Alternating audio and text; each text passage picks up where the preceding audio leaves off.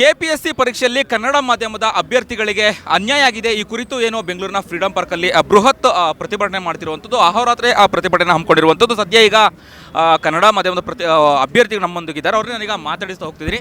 Sir, ಏನು KPSC ಪರೀಕ್ಷೆಯಲ್ಲಿ ಕನ್ನಡ ಮಾಧ್ಯಮದ ಅಭ್ಯರ್ಥಿಗಳು, ನೀವು ಕೂಡ ಅಭ್ಯರ್ಥಿಯಾಗಿದ್ದೀರಿ, ಅನ್ಯಾಯ ಆಗಿದೆ ಅಂತ ಕೂಗು ಕೇಳಿಬರ್ತಿದೆ. ಅಹೋರಾತ್ರಿ ಪ್ರತಿಭಟನೆಯನ್ನು ಹಮ್ಮಿಕೊಂಡಿದ್ದೀರಾ, ಏನು ಹೇಳಲಿಕ್ಕೆ ಬಯಸ್ತೀರಾ?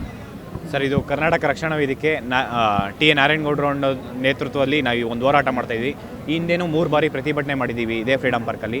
ಆಗಸ್ಟ್ 27ನೇ ತಾರೀಕು ಏನು ಕ್ವಶನ್ ಪೇಪರ್ ಇಂಗ್ಲೀಷಿಂದ ಕನ್ನಡ ಟ್ರಾನ್ಸ್ಲೇಷನ್ ಮಾಡಿದ್ದಾರೆ, ಅದು ಎರರ್ ಆಗಿತ್ತು. ಸೆಪ್ಟೆಂಬರ್ 2ನೇ ತಾರೀಕು ನಾವು ಪ್ರತಿಭಟನೆ ಮಾಡ್ತೀವಿ, ಅದನ್ನು ಮರುಪರೀಕ್ಷೆ ಮಾಡ್ತಾರೆ.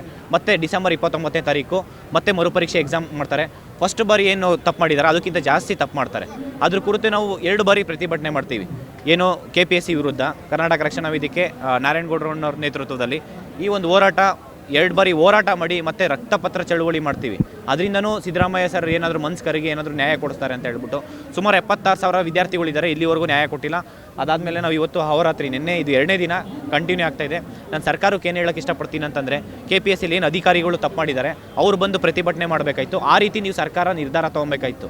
ಅವ್ರ ಮೇಲೆ ಅಷ್ಟು ಕ್ರಮ ತೊಗೊಬೇಕಾಯ್ತು, ಅವ್ರನ್ನ ಸಸ್ಪೆಂಡ್ ಮಾಡಬೇಕಾಯ್ತು, ಇಲ್ಲ ಅವ್ರ ಜಾಬಿಂದ ರಿಮೂವ್ ಮಾಡಬೇಕಾಯ್ತು ಅಧಿಕಾರಿಗಳನ್ನ. ಏನು ಎಕ್ಸಾಮಿನೇಷನ್ ಕಂಟ್ರೋಲರ್ ಜ್ಞಾನೇಂದ್ರ ಕುಮಾರ್ ಅಂತ ಇದ್ದಾನೆ, ಅವನ್ನ ತೆಗಿಬೇಕಾಯ್ತು ಫಸ್ಟ್. ನೀವು ಅವನ ಮೇಲೆ ನೀವೇನು ಆಕ್ಷನ್ ತೊಗೊಂಡಿಲ್ಲ. ಫಸ್ಟ್ ಬಾರಿನೂ ಅವನು ತಪ್ಪು ಮಾಡಿದ್ದಾನೆ, ಸೆಕೆಂಡ್ ಬಾರಿನೂ ಅವನೇ ತಪ್ಪು ಮಾಡಿರೋದು, ಅವನ ಮೇಲೆ ಏನೂ ಕ್ರಮ ತೊಗೊಂಡಿಲ್ಲ. ಮತ್ತು ನೀವು ಇವಾಗ ಅವನ ಮೇಲೆ ಸಮರ್ಥಿಸ್ಕೊಳೋದಕ್ಕೆ ಗೌರ್ಮೆಂಟಲ್ಲಿ ಪ್ರಧಾನ ಕಾರ್ಯದರ್ಶಿ ಏನು LK ಎಥಿಕ್ಸ್ ಸರ್ ಇದ್ದಾರೆ, ಅವ್ರ ಮಾತು ಕೇಳಿಕೊಂಡು KPSCಯಲ್ಲಿ ಕೊಡ್ತಾ ಇರೋ ಸುಳ್ಳು ಮಾಹಿತಿನ ನಂಬ್ಕೊಂಡು ಅವ್ರು ಕೇಳೋದನ್ನು ಸಿದ್ದರಾಮಯ್ಯ ಸರು ಇವತ್ತು ಕನ್ನಡದವ್ರಿಗೆ ನ್ಯಾಯ ಕೊಡಿಸ್ತಾ ಇಲ್ಲ. ನೀವು ಕನ್ನಡ ರಾಮಯ್ಯ ಅನ್ನೋದಕ್ಕಿಂತ ನೀವು ಇಂಗ್ಲೀಷ್ ರಾಮಯ್ಯ ಅಂತ ಅಂದ್ಕೊಂಬಿಡಿ. ಯಾಕೆಂದರೆ ಕನ್ನಡದವ್ರಿಗೆ ನ್ಯಾಯ ಕೊಟ್ಟಿಲ್ಲ ಅಂತಂದರೆ ನೀವು ಇಷ್ಟಿಂದ ಒಳ್ಳೆ ವ್ಯಕ್ತಿ, ಇದೊಂದು ಕಪ್ಪು ಚುಕ್ಕೆ ಬರಬಾರ್ದು. ವಿದ್ಯಾರ್ಥಿಗಳಿಗೆ ಈ ಒಂದು KS ಮರುಅಧಿಸೂಚನೆ ಆಗಬೇಕು. ಇಲ್ಲ ಅಂತಂದರೆ ದೊಡ್ಡ ಮಟ್ಟಕ್ಕೆ ಇಷ್ಟು ದಿನ ನಾವು ಶಾಂತಿಯುತ ಪ್ರತಿಭಟನೆ ಮಾಡ್ತಿದ್ದೀವಿ. ಇನ್ನು ವಿದ್ಯಾರ್ಥಿ ಚಳುವಳಿ ಆಗಿದೆ, ದೊಡ್ಡ ಮಟ್ಟಕ್ಕೆ ಕ್ರಾಂತಿ ಮಾಡ್ತೀವಿ ನಾವು. ಇಡೀ ಕರ್ನಾಟಕದಲ್ಲಿ ಹಳ್ಳಿಯಲ್ಲಿ ನಾವು ಹೋರಾಟ ಮಾಡ್ತೀವಿ. ನೆಕ್ಸ್ಟ್ ವಿಧಾನಸೌಧ ಮುತ್ತಿಗೆ ಹಾಕೋದು ಒಂದು ಇದು ಮಾಡ್ತೀವಿ. ಕರ್ನಾಟಕ ರಕ್ಷಣಾ ವೇದಿಕೆ ಟಿ ಎ ನಾರಾಯಣಗೌಡರು ಅನ್ನೋ ನೇತೃತ್ವದಲ್ಲಿ ವಿಧಾನಸೌಧ ಮುತ್ತಿಗೆ ಹಾಕ್ತೀವಿ. ಈ ಹಿಂದೆ KPSC ಮುತ್ತಿಗೆ ಹಾಕಿದ್ದೀವಿ, ವಿಧಾನಸೌಧ ಮುತ್ತಿಗೆ ಹಾಕ್ತೀವಿ. ಮತ್ತು KPSCಲಿ ಏನು ಮೆಂಬರ್ಸ್ ಇದ್ದಾರೆ ಅವ್ರ ಮನೆ ಮುತ್ತಿಗೆ ಹಾಕಬೇಕಾಗುತ್ತೆ. ಯಾಕೆಂದರೆ ಇವತ್ತು ನಮಗೆ ಅನ್ಯಾಯ ಮಾಡಿಬಿಟ್ಟು ಅವ್ರು AC ರೂಮಲ್ಲಿ ಕೂತಿದ್ದಾರಲ್ಲ, ನಾವು ಮುಳುಗೋಕ್ಕಿಂತ ಮುಂಚೆ ಅವ್ರನ್ನ ಮುಳುಗಿಸ್ಬಿಟ್ಟು ನಾವು ಮುಳುಗ್ತೀವಿ. ಓಕೆ, KPSC ಪರೀಕ್ಷೆಯಲ್ಲಿ ಕನ್ನಡದವರಿಗೆ ನಿರ್ಲಕ್ಷ್ಯ ಮಾಡ್ತಿರುವಂಥದ್ದು ಇದು ನಿನ್ನೆ ಮೊನ್ನೆದಲ್ಲ, ಸುಮಾರು ವರ್ಷಗಳಿಂದನೂ ಕೂಡ ಆಗ್ತಿದೆ. ಪ್ರತಿಭಟನೆ ಮಾಡ್ತಿದ್ರೆ ನ್ಯಾಯ ಸಿಗುತ್ತೆ ಅನ್ನೋ ಅಂತ ನಿಮಗೆ ಭರವಸೆ ಇದೆಯಾ? ಸರ್, ನ್ಯಾಯ ಸಿಗಲೇಬೇಕು. ಇದು ಪ್ರಜಾಪ್ರಭುತ್ವ ಆದರೆ ನ್ಯಾಯ ಸಿಕ್ಕೇ ಸಿಗುತ್ತೆ. ಇಲ್ಲಾಂದರೆ ಡಿಕ್ಟೇಟರ್ಶಿಪ್ ಆದರೆ ನ್ಯಾಯ ಸಿಗಲ್ಲ.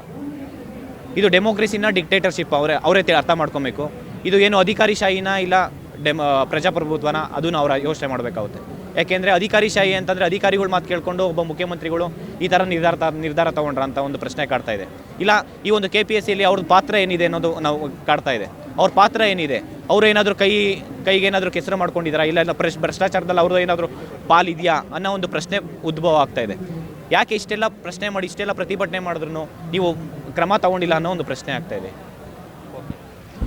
ಇದಿಷ್ಟು ಅಭ್ಯರ್ಥಿಯ ಮಾತಾಗಿತ್ತು. ಅಂದರೆ ಏನು KPSC ಏನೋ ಪರೀಕ್ಷೆಯಲ್ಲಿ ನಮಗೆ ಅನ್ಯಾಯ ಆಗಿದೆ, ಇದನ್ನು ಖಂಡಿಸಿ ನಾವು ಪ್ರತಿಭಟನೆ ಮಾಡ್ತಿರುವಂಥದ್ದು. ಅಹೋರಾತ್ರಿ ಪ್ರತಿಭಟನೆ ಹಮ್ಮಿಕೊಂಡಿದ್ವಿ. ಇದನ್ನು ಮುಖ್ಯಮಂತ್ರಿ ಸಿದ್ದರಾಮಯ್ಯ ಅವರು ಕೂಡ ಮನಗಂಡು ನಮಗೆ ನ್ಯಾಯ ಕೊಡಿಸ್ಬೇಕು ಅಂತ ಹೇಳಿ ಏನು KPSC ಅಭ್ಯರ್ಥಿ ಅವರ ಮಾತಾಗಿತ್ತು. ಕ್ಯಾಮ್ರಾ ಪರ್ಸನ್ ಉಲ್ಲಾಸ್ ಜೊತೆ ಅಭಿಜಿತ್ ಗಣೇಶ್, ಕರ್ನಾಟಕ TV, ಬೆಂಗಳೂರು. 84ರಿಂದ 50 kg ಬಂದೆ, ಆಮೇಲೂ ಸಣ್ಣಗೆ ಫಿಟ್ ಆಗಿದ್ದೀನಿ. ಅದಕ್ಕೆ ನಾನು ಯೂಸ್ ಮಾಡ್ತಾ ಇರೋದು ಜೀನಿ ಸ್ಲಿಮ್. ಸಣ್ಣ ಆಗೋಕ್ಕೆ ಜೀನಿ ಸ್ಲಿಮ್ ಯೂಸ್ ಮಾಡಿದೆ, ಹೆಲ್ದಿನೂ ಅದೇ. ನೀವು ಸಣ್ಣ ಆಗಬೇಕಾ, ಹೆಲ್ದಿ ಆಗಬೇಕಾ? ಹಾಗಿದ್ರೆ ಜೀನಿ ಸ್ಲಿಮ್ ಯೂಸ್ ಮಾಡಿ. ಸಣ್ಣ ಆಗೋದಕ್ಕೆ ಯಾವುದೋ ಪ್ರಾಡಕ್ಟ್ ಹೇಳ್ತಾ ಇದ್ದಾಳೆ, ಏನಾದರೂ ಸೈಡ್ ಎಫೆಕ್ಟ್ಸ್ ಇದೆ ಅಂತ ಯೋಚನೆ ಮಾಡ್ತಾ ಇದ್ದೀರಾ? ಖಂಡಿತ ಇಲ್ಲ, ಯಾಕಂದರೆ ಇದು ಕೆಮಿಕಲ್ ಫ್ರೀ. ಸಣ್ಣ ಆಗಬೇಕು ಅಂದರೆ ಜೀನಿ ಸ್ಲಿಮ್ ಯೂಸ್ ಮಾಡಿ. ಹೆಚ್ಚಿನ ಮಾಹಿತಿಗೆ ಕೆಳಗೆ ಡಿಸ್ಪ್ಲೇ ಆಗ್ತಿರೋ ನಂಬರ್ಗೆ ಕಾಲ್ ಮಾಡಿ.